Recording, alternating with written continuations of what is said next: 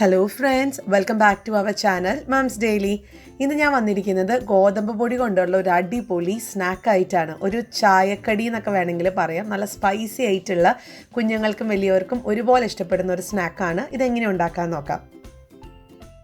അതിനായിട്ട് ഞാനിവിടെ ഒരു ബൗൾ എടുത്തിട്ടുണ്ട്. ഇതിനകത്തോട്ട് 1 കപ്പോളം ഉള്ള ഗോതമ്പ് പൊടിയാണ് ഉപയോഗിക്കുന്നത്.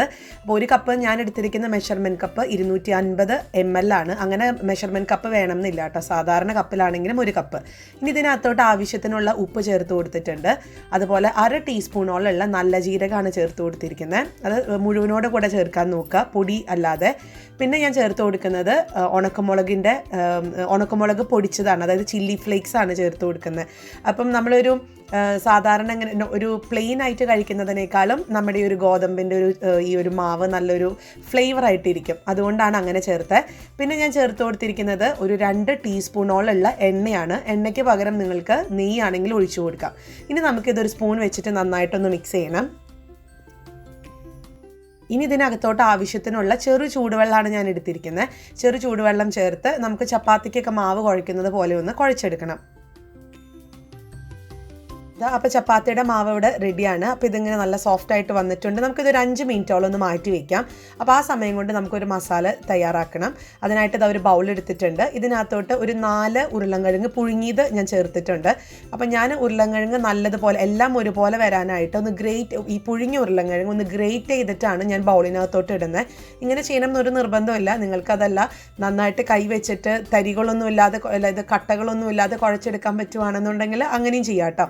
ഞാനിപ്പോൾ എന്തായാലും ഗ്രേറ്റർ വെച്ചിട്ട് ഒരുപോലെ ഒന്ന് ഗ്രേറ്റ് ചെയ്തെടുക്കുന്നുണ്ട്. അപ്പം ഞാൻ ഈ എല്ലാ ഉരുളൻകിഴങ്ങും ഇതുപോലെ ഒന്ന് ഗ്രേറ്റ് ചെയ്തെടുത്തിട്ടുണ്ട്. ഇനി ഇതിനകത്തോട്ട് ഞാനൊരു 4 ടേബിൾ സ്പൂണോളം ഉള്ള സവോള ചെറുതായിട്ട് അരിഞ്ഞത് ചേർത്ത് കൊടുക്കുന്നുണ്ട്. പിന്നെ അടുത്തത് ചേർക്കുന്നത് പച്ചമുളകാണ്. പച്ചമുളക് നമ്മുടെ എരിവിനനുസരിച്ച് ചേർക്കാം. നമ്മൾ ഈ ഒരു പച്ചമുളക് കൂടാതെ മുളക് പൊടിയും ചേർക്കുന്നുണ്ട്, അപ്പോൾ അതനുസരിച്ച് എരിവ് അഡ്ജസ്റ്റ് ചെയ്യണം. ഞാനിവിടെ ഒരു പച്ചമുളകാണ് എടുത്തിരിക്കുന്നത്. പിന്നെ ചേർക്കുന്നത് മല്ലിയിലയാണ്. മല്ലിയില നമുക്ക് ചെറുതായിട്ട് അരിഞ്ഞത് ചേർക്കാം. മല്ലിയിലയ്ക്ക് പകരം നിങ്ങൾക്ക് കറിവേപ്പില ആ ഒരു ഫ്ലേവറാണ് ഇഷ്ടം എന്നുണ്ടെങ്കിൽ അങ്ങനെയും ചേർക്കാം. പിന്നെ ചേർക്കുന്നത് മഞ്ഞൾപ്പൊടി ഒരു 1/4 ടീസ്പൂണോളം ചേർത്ത് കൊടുത്തിട്ടുണ്ട്. അടുത്തത് ചേർക്കുന്നത് മല്ലിപ്പൊടിയാണ്. മല്ലിപ്പൊടിയും ഒരു 1/4 ടീസ്പൂൺ ചേർത്ത് കൊടുക്കുന്നുണ്ട്. മുളക് പൊടി 1/4 ടീസ്പൂണാണ്. ഇതൊരു കശ്മീരി ചില്ലി പൗഡർ ആട്ടോ ചേർത്ത് കൊടുത്തിരിക്കുന്നത്. ഇനി ഇതിനകത്തോട്ട് നമുക്ക് ചാറ്റ് മസാല എന്ന് പറഞ്ഞിട്ട് ഇപ്പോൾ ഞാൻ കാണിച്ച ഒരു ബ്രാൻഡിൻ്റെ ചാറ്റ് മസാലയാണ് യൂസ് ചെയ്തിരിക്കുന്നത്. അതൊരു 1/4 ടീസ്പൂൺ ചേർത്ത് കൊടുക്കുന്നുണ്ട്. പിന്നെ ചേർക്കുന്നത് അരിപ്പൊടിയാണ്. അരിപ്പൊടി കൊടുക്കുന്നത് ഇതിനൊരു നല്ലൊരു കോട്ടിങ് കിട്ടാൻ വേണ്ടിയിട്ടാണ്. അപ്പോൾ അത് ഞാനിതാ ഒരു 2 ടേബിൾ സ്പൂണോളം അരിപ്പൊടി ചേർത്ത് കൊടുക്കുന്നുണ്ട്. ഇനി നിങ്ങൾക്ക് കൂടുതൽ വേണമെന്നുണ്ടെങ്കിൽ കൂടുതൽ ചേർക്കാം. പിന്നെ ഞാൻ മല്ലിപ്പൊടി ഇതിപ്പോൾ ആവശ്യത്തിനുള്ള ഉപ്പും കൂടെ ചേർത്ത് നമുക്കൊന്ന് മിക്സ് ചെയ്യണം. അപ്പോൾ അതിന് മുന്നേ മല്ലിപ്പൊടിയാണ് ഞാൻ ചേർത്ത് കൊടുത്തിരിക്കുന്നത്. മല്ലിപ്പൊടിയുടെ ഫ്ലേവർ ഇഷ്ടമില്ലാത്തവർക്ക് അതിന് പകരം ഗരം മസാലപ്പൊടിയോ കുരുമുളക് പൊടിയോ ഒക്കെ ചേർക്കാം കേട്ടോ. അപ്പോൾ ഇനി നമുക്കിത് നന്നായിട്ട് തന്നെ ഒന്ന് മിക്സ് ചെയ്ത് ഒരു മാവിൻ്റെ പരുവത്തിനൊന്ന് കുഴച്ചെടുക്കണം. അപ്പോൾ നമ്മുടെ മാവ് ഇവിടെ റെഡിയാണ്. അപ്പോൾ ഇത് നമുക്കൊന്ന് ചെറിയ ഷേപ്പുകളിലാക്കിയിട്ട് ഒന്ന് കൊണ്ടുവരണം. അപ്പോൾ ഞാൻ എന്താ ചെയ്യാൻ പോകുന്നതെന്ന് വെച്ചാൽ നമുക്ക് നീളത്തിലോ അല്ലെങ്കിൽ വട്ടത്തിലോ എന്ത് ഷേപ്പ് വേണമെങ്കിലും എടുക്കാം. ഞാനിന്നിപ്പോൾ ഈ ഒരു സിലിണ്ടർ ഷേപ്പ് എന്നൊക്കെ പറയില്ല, നീളത്തിലാണ് ഞാനിത് എടുക്കുന്നത്. അതായത് നമ്മൾ എടുക്കുന്ന ഒരു ചപ്പാത്തിയുടെ, നിങ്ങൾക്കത് മുന്നോട്ട് പോകുന്നവരും മനസ്സിലാവും, നമ്മളെടുക്കുന്ന ഒരു ചപ്പാത്തിയുടെ ആ മാവ് നമ്മൾ പരത്തുമല്ലോ, ചപ്പാത്തി മാവ് പരത്തുമ്പോൾ അതിനകത്ത് വെക്കാൻ പാകത്തിനുള്ള ഷേപ്പ് വലിപ്പത്തിലൊക്കെ നിങ്ങൾക്ക് ഉണ്ടാക്കാം. ഞാനിപ്പോൾ ഇതുപോലെ ഒന്ന് ഉണ്ടാക്കി വെക്കുന്നുണ്ട്. അപ്പോൾ അതാ നമ്മുടെ ഫില്ലിങ് ഇവിടെ റെഡി ആയിട്ടുണ്ട്. ഞാൻ കുറച്ചേ ഉണ്ടാക്കിയിട്ടുള്ളൂ, അപ്പോൾ ബാക്കി നമുക്ക് പിന്നീട് ഉണ്ടാക്കാം. അപ്പോൾ അതാ നമ്മുടെ ചപ്പാത്തി മാവ് ഞാൻ ഈ ഒരു സമയം വരെ ഒന്ന് വെയിറ്റ് ചെയ്തിട്ടുണ്ടായിരുന്നു. അപ്പോൾ ഏകദേശം ഒരു 5 മിനിറ്റ് 6 മിനിറ്റോളം എടുത്തിട്ടുണ്ട്. ഇനിയിപ്പോൾ നമുക്കിതൊരു ചപ്പാത്തി പോലെ ഒന്ന് പരത്തിയെടുക്കണം. അപ്പോൾ അതിനായിട്ട് ഞാനിവിടെ ഒരു പലക എടുത്തിട്ടുണ്ട്. അതിനകത്തോട്ട് അല്പം പൊടി, നമ്മളൊരു മൈദപ്പൊടിയോ അല്ലെങ്കിൽ ഗോതമ്പ് പൊടിയോ എന്താണെന്ന് വെച്ചാൽ ചേർത്ത് കൊടുക്കാം. അപ്പോൾ അത് ചേർത്ത് നമുക്കിതൊന്ന്, നമ്മൾ സാധാരണ ചപ്പാത്തിക്ക് പരത്തുമ്പോൾ വട്ടത്തിലല്ല പരത്തുക, പക്ഷേ ഇത് നമ്മളൊരു ഓവൽ ഷേപ്പിലാണ് പരത്തിയെടുക്കുന്നത്. അപ്പോൾ ഞാൻ ഈ ഒരു ഷേപ്പിൽ പരത്തിയെടുത്തിട്ടുണ്ട്. ഇനി നമുക്ക് ഇതുപോലത്തെ ഒരു കത്തിയോ അല്ലെങ്കിൽ പിസ്സ കട്ടർ എന്നൊക്കെ പറഞ്ഞിട്ട് നിങ്ങളുടെ വീട്ടിലുണ്ടെങ്കിൽ അങ്ങനെ എടുക്കാം. ഞാനിന്നിപ്പോൾ കത്തി വെച്ചിട്ടാണ് കാണിക്കുന്നത്. അപ്പോൾ ഇതൊരു ഓവൽ ഷേപ്പിലാക്കിയതിന് ശേഷം നമുക്കിത് നടുവേ ഒരേ ഈക്വലായിട്ട് എന്ന് പറയത്തില്ല, ഒരേപോലെ ഞാൻ നടുവേ ഒന്ന് മുറിച്ചിട്ടുണ്ട്. ഇനി നമുക്ക് ഇതുപോലെ ഈ കത്തി വെച്ചിട്ട് ചെറുതായിട്ടൊന്ന് വരഞ്ഞു കൊടുക്കണം. വരയുമ്പോൾ അറ്റത്ത് മുട്ടാതിരിക്കാൻ ശ്രദ്ധിക്കണം. അതിൻ്റെ ഉള്ളിൽ മാത്രമേ ഞാൻ വരയുന്നുള്ളൂ കേട്ടോ. അറ്റം മുട്ടിക്കഴിഞ്ഞാൽ ഇതങ്ങ് എന്താ പറയുക, സെപ്പറേറ്റ് ആയിട്ട് പോകും. അപ്പോൾ അതുകൊണ്ട് ഇതുപോലെ ഒന്ന് അറ്റമൊന്നും മുട്ടിക്കാതെ ഞാനൊന്ന് ഒരു വരഞ്ഞ് വരുന്നുണ്ട്. അപ്പോൾ അതാ ഒരു ഭാഗം ഞാൻ ഇതുപോലെ വരഞ്ഞു വെച്ചിട്ടുണ്ട്. ഇനി മറ്റേ ഭാഗത്ത്, അതായത് പ്ലെയിൻ ആയിട്ടുള്ള ആ ഒരു പകുതി ഭാഗത്ത് ഞാൻ അല്പം വെള്ളം ബ്രഷിലൊന്ന് തേച്ച് പിടിപ്പിക്കുന്നുണ്ട്. വെള്ളം ആണ് കേട്ടോ, അല്ലാതെ വേറൊന്നുമല്ല. അപ്പോൾ അത് നമ്മൾ ഒട്ടിക്കാൻ പോവുകയാണ്, അതുകൊണ്ടാണ് വെള്ളം ഞാൻ വെച്ചിട്ടുള്ളത്. ഇനി നമുക്ക് ഈ ഭാഗം എടുത്ത് ആ മറുഭാഗത്ത്, അതായത് മറുഭാഗം അല്ലല്ല, ഇതിൻ്റെ പകുതിയുള്ള ആ ഒരു ഭാഗത്ത് നമ്മളൊന്ന് വെച്ച് കൊടുക്കുകയാണ് ചെയ്യുന്നത്. അപ്പോൾ അതാ ഞാൻ പ്രോപ്പറായിട്ട് കട്ട് ചെയ്യാത്തതുകൊണ്ട് ഇങ്ങനെ ചെറുതായിട്ട് ഇങ്ങനെ അറ്റാച്ച് ചെയ്തിരിക്കുന്നുണ്ട്. ഞാൻ ഇതുപോലെ ഒന്ന് വെച്ച് കൊടുത്തിട്ടുണ്ട്. അതിനുശേഷം നമ്മുടെ കൈവിരൽ വെച്ചിട്ട് ഇതൊന്ന് ചെറുതായിട്ടൊന്ന് പ്രസ് ചെയ്ത് കൊടുക്കാം. അതായത് ഒരുപോലെ ഒട്ടി ഇരിക്കാൻ വേണ്ടിയിട്ടാണത്. ഇതാ കണ്ടോ, ഞാനിപ്പം നല്ല പെർഫെക്റ്റ് ആയിട്ട് സെക്യൂർ ആയിട്ട് അങ്ങനെ ഒട്ടിച്ച് വെച്ചിട്ടുണ്ട്. ഇനി നമുക്കിതൊരു കോൺ ഷേപ്പിലാണ് ഞാനിത് ഉണ്ടാക്കിയെടുക്കുന്നത്. അപ്പോൾ അതെങ്ങനെയാണെന്ന് കാണിക്കാം. അപ്പോൾ അതാ ഞാനിതൊന്ന് തിരിച്ച് ഇട്ട് കൊടുക്കുന്നുണ്ട്. അതിനുശേഷം നമുക്കിതിൻ്റെ നടുക്ക് ഫില്ലിങ് വെക്കണം. നമ്മൾ നേരത്തെ ഉണ്ടാക്കി വെച്ചിട്ടുള്ള മസാലയുടെ ഫില്ലിംഗ് ആണ് ഞാൻ വെച്ച് കൊടുക്കാൻ പോകുന്നത്. അപ്പോൾ അതിന് മുന്നേ നമുക്കിതൊന്ന് ഒട്ടാൻ വേണ്ടിയിട്ട് ഇതിൻ്റെ എല്ലാ സൈഡിലും നമ്മളിതുപോലെ ഒന്ന് വെള്ളം വെച്ചിട്ടൊന്ന് ബ്രഷ് ചെയ്യണം കേട്ടോ. അപ്പോൾ അതാ ഞാൻ ആദ്യം ഒന്ന് ഫില്ലിംഗ് വെച്ച് കൊടുക്കുന്നുണ്ട്. ഞാൻ ഇതാണ് പറഞ്ഞത്, നമ്മൾ എടുക്കുന്ന ആ ഒരു ഗോതമ്പിൻ്റെ ആ ഒരു ചപ്പാത്തിയുടെ ഒരു വലിപ്പനുസരിച്ചിട്ടാണ് നമ്മൾ ഉള്ളിലുള്ള ഫില്ലിങ്ങും ഉണ്ടാക്കി വെക്കുന്നത്. ഇനി ഇതാ ഞാൻ ആദ്യം ഒരു സൈഡിൽ നിന്ന് ഇങ്ങനെ മടക്കി എടുത്തിട്ട് അടുത്ത സൈഡും കൂടെ ഇങ്ങനെ ഒരു കോൺ ഷേപ്പിൽ വെച്ച് കൊടുക്കുകയാണ്. എന്നിട്ട് ഇതാ ഞാനിതുപോലെ ഒന്ന് മുട്ടിച്ച് നമ്മൾ വെള്ളം തേക്കണമായിരുന്നു, പക്ഷെ അതിൻ്റെ വീഡിയോ ഇതിനകത്ത് പെട്ടിട്ടില്ല. അടുത്തൊരു ഇതും കൂടെ ഞാൻ കാണിക്കുമ്പോൾ ശരിക്കും കാണിക്കാം കേട്ടോ.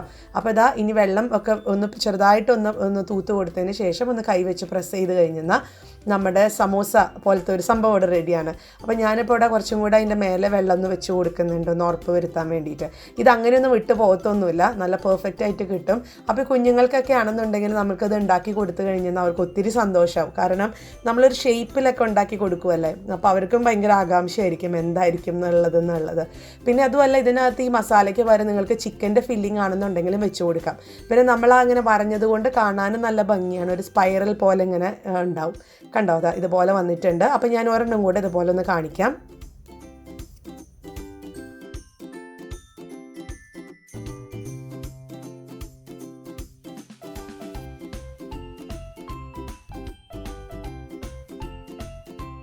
അപ്പോൾ ഇതാ ഞാൻ 3 എണ്ണം ഇവിടെ റെഡിയാക്കി വെച്ചിട്ടുണ്ട്. അപ്പോൾ നമുക്കിതൊന്ന് വറുത്തെടുക്കാം. അപ്പോൾ അതിനായിട്ട് ഇതാ ഞാൻ എണ്ണ വെച്ചിട്ടുണ്ട് ഒരു പാത്രത്തിൽ. ഇതൊരു കുഴിയുള്ള പാത്രമാണ്. അപ്പോൾ അതിനകത്ത് എണ്ണ ആദ്യം നല്ല ഹൈ ഫ്ലെയിമിൽ നമുക്കൊന്ന് ചൂടാക്കണം. ചൂടാക്കിയതിന് ശേഷം നമുക്ക് ഈ ഒരു സമോസ ഇടുന്നതിന് തൊട്ട് മുന്നേ നമുക്കിതൊന്ന് മീഡിയം ഫ്ലെയിമിലോട്ട് ആക്കിയിട്ട് വേണം കേട്ടോ സമോസ ഇടാനായിട്ട്.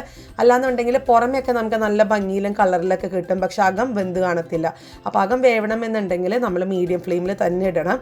അപ്പോൾ ഇതാ നമുക്കിതൊന്ന് വറുത്തെടുക്കാം. അങ്ങോട്ടും ഇങ്ങോട്ടൊക്കെ ഒന്ന് തിരിച്ച് മറിച്ചിട്ട് നമുക്കൊന്ന് വറുത്തെടുത്തിട്ട് വരാം.